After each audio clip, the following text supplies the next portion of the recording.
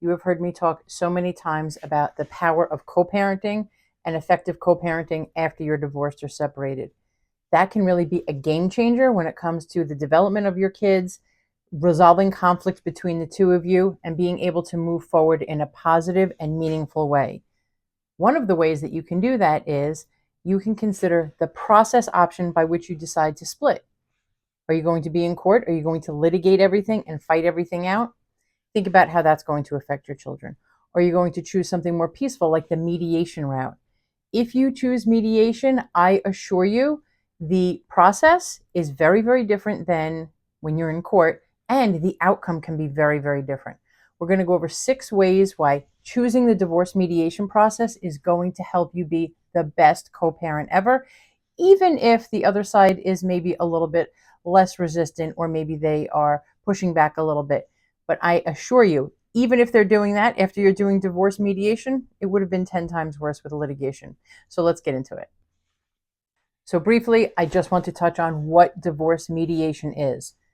The process involves the both of you choosing a third party neutral, basically one person who is trained in mediation who can help the both of you go through all of the issues of the divorce. Equitable distribution, dividing up all of your assets, spousal support, child support, custody, and parenting time. All of these things can be discussed with the mediator. However the two of you want to work through it, that is fine, but the mediator is trained to help the both of you come to a resolution. This process is yours. The decisions are yours. The mediator will not make a decision. The mediator will not make a judgment or a ruling, and they are certainly not going to tell you, you know what, I think that maybe you should do X, Y, and Z and give up this, that, or the other thing. They do not represent you. They're not going to tell you, I recommend, I am giving you legal advice here. I am telling you that you should do this, because they work for both of you. So again, they are there to facilitate a conversation and make sure that the both of you hear and see all of the information. You're able to digest it and then make a meaningful decision before everything is written down and everything is signed off on. That is the mediation process. I'm not saying that it's easy, and I'm certainly not saying that it won't be without its challenges. Many times there are a lot of challenges in the mediation room, right? There's high conflict.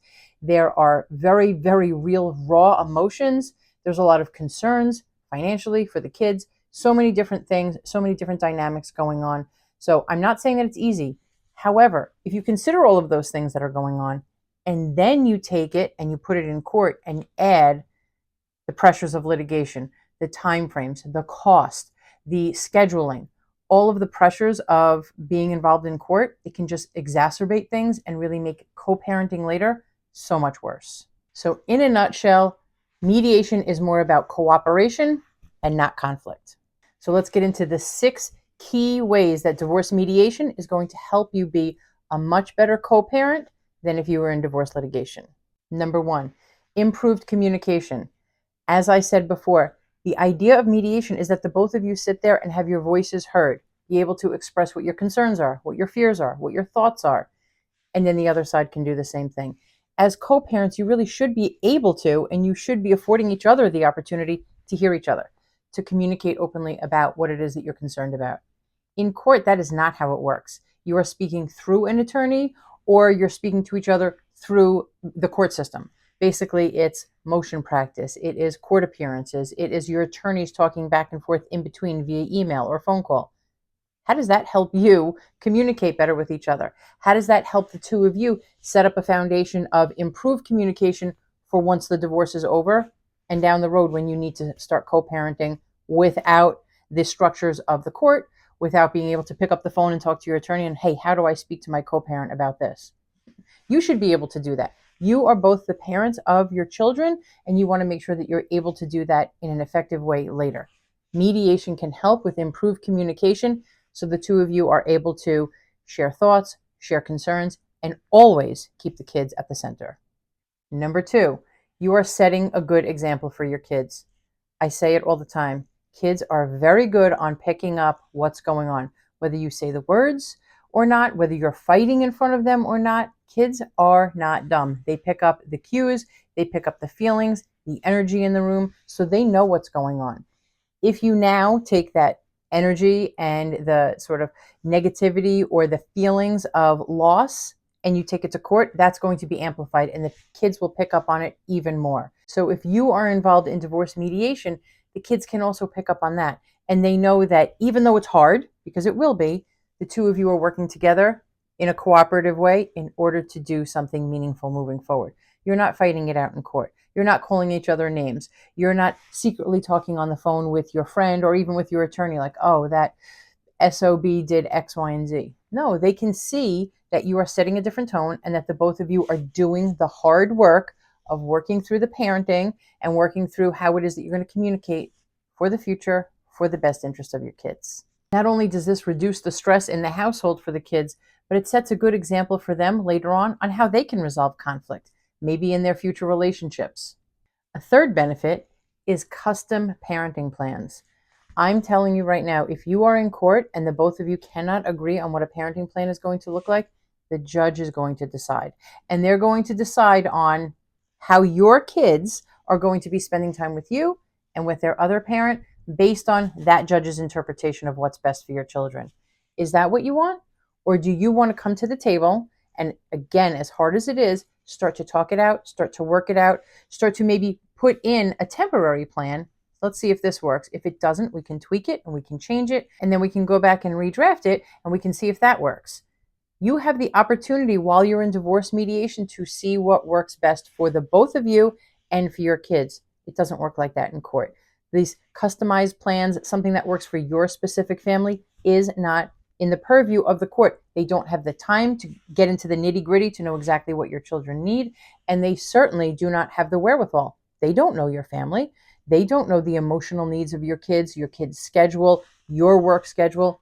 By the time they listen to all of that, think about how many cases a judge has. They would be there forever just working on your one case. That's not the court's job. The court's job is to get your case in front of them, make a legal decision, and move it forward.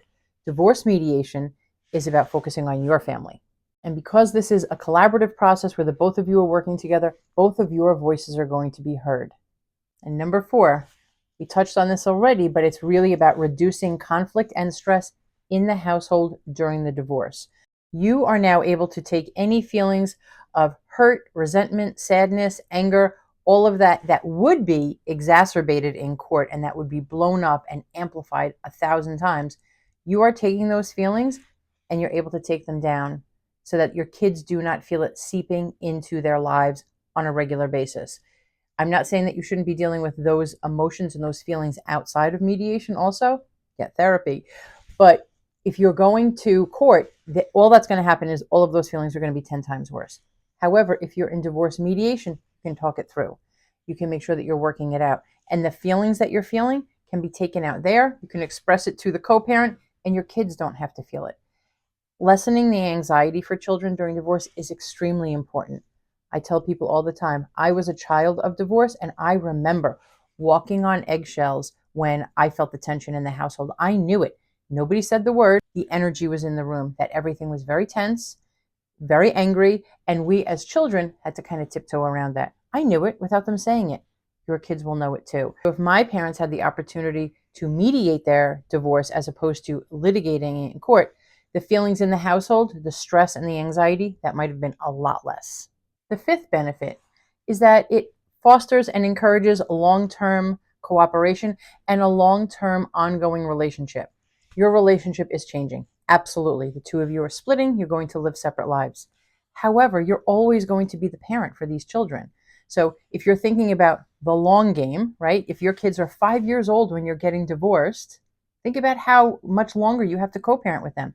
And it's not until they're 18 and they go off to college. It's not until they're 21 and child support stops. You're always going to be their parent. You're going to be there for all of the milestones in their life, from their careers to maybe a marriage, to family, to them celebrating other milestones. You want to be able to be there. You want to be in the same room. You want to be able to pick up the phone and speak to your children without there being the, please don't tell the other parent that I called and that I spoke to you. You don't want to do that to yourself, and you certainly don't want to do that to your kids. You want to have a long-term plan that's going to help the two of you effectively communicate and co-parent down the road. And the 6th benefit is that it really is a non-adversarial way for you to resolve conflict. I think that it teaches you a lot. And when it teaches you, it can teach your children as well. When you are in court, the sentiment, I guarantee you, is very much us versus them. We are going to be in our separate corners and we are going to come out fighting. If you start out this new phase of your life like that, where you're battling it out, how do you think that's going to affect you later on, going forward? How do you think that's going to affect your children? Divorce mediation can help you, again, take the tension down, but also teach you ways that you can start resolving conflict by talking it out. And your kids will learn from that. So I hope that I have convinced you with these 6 tips that mediation really can be the most effective strategy to help you co-parent down the road. Don't run to court. Don't dump all of your eggs in the litigation basket, and know that once that's done and all of those eggs are broken, all you have is a mess. You're not going to create a wonderful future for your entire family and for your children the way you can in mediation. And even if it's not wonderful and kumbaya and rainbows, at least it can be an avenue for you to have mutual respect for each other and for you not to be battling it out. Thanks again for joining us here on the Divorce Den. If you found any value here, please share this with someone who is thinking about going through divorce or separation, and encourage them highly to consider divorce mediation. Hit the like, subscribe, and notification bell, and we will see you next time on the Divorce Den.